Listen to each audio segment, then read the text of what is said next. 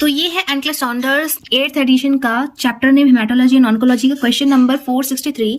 The nurse is monitoring a client for signs and symptoms related to superior vena cava syndrome which is an early sign of this oncological emergency. इस question पूछा गया है कि superior vena cava syndrome के कौन कौन से sign और सिम्टम होते हैं। सुपीरियर वेना कावा जो कि एक ऑन्कोलॉजिकल इमरजेंसी होती है, तो इन ऑप्शंस में से कौन सा एक अर्ली साइन है सुपीरियर वेना कावा सिंड्रोम। तो ये है हमारा हार्ट, तो ये है सुपीरियर वेना कावा जो कि हमारे ब्रेन और नेक एरिया से ब्लड लाती है राइट एट्रियम में। तो अब जब यहाँ पे ट्यूमर हो गया अकॉर्डिंग टू क्वेश्चन, तो क्या होगा, तो ये प्रेशर क्रिएट करेगा सुपीरियर वेना कावा में और जो ब्लड सप्लाई होगी वो यहाँ पे रुकने लगेगी, अटकने लगेगी। तो अब हम समझते हैं कि ये क्या क्या प्रॉब्लम करेगी। तो अब जैसे कि यहाँ पे सुपीरियर वेना कावा ब्लॉक हो गया है, तो जो ये ब्रेन, फेस और नेक से जो वीनस रिटर्न आ रहा था, जो ब्लड सप्लाई आ रही थी, वो यहाँ राइट एट्रियम में नहीं आ पाएगा क्योंकि इस ट्यूमर ने ब्लॉक कर दिया है। ये ट्यूमर क्या करेगा, तो ये ट्यूमर कंप्रेशन कर देगा या कहीं ऑब्स्ट्रक्शन कर देगा ऑफ सुपीरियर वेना कावा। तो जब इसने ब्लॉक कर दिया तो हम समझ पाएंगे कि ये जो वीनस रिटर्न है ये यहाँ पे नहीं आ पाएगा, नेक एरिया का वीनस रिटर्न नहीं आ पाएगा, फेस एरिया का वीनस रिटर्न नहीं आ पाएगा।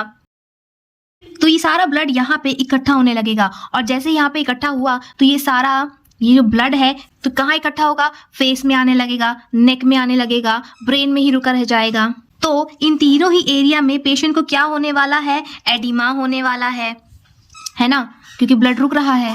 तो सबसे पहले एडिमा दिखेगा फेशियल एरिया पर, और फेशियल एडिमा में भी सबसे ज्यादा प्रोबेबिलिटी होती है पेरी ऑर्बिटल एडिमा का होना।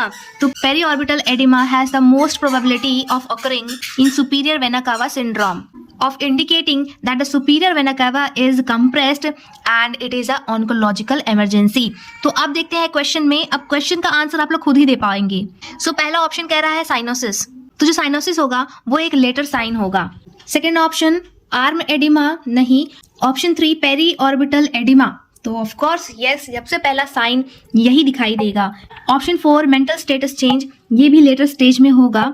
तो आंसर क्या होगा, ऑप्शन 3 पेरी ऑर्बिटल एडिमा, या फिर इसको हम ये भी कह दें कि फेशियल एडिमा, या कहे पफीनेस, सुबह के टाइम फेस फूला हुआ है, दोनों ही आंसर सही होगा। सो अब हम एनक्लेक्स में जो आंसर दिया हुआ है उसको भी पढ़ लेंगे, उसका भी रैशनल देख लेंगे।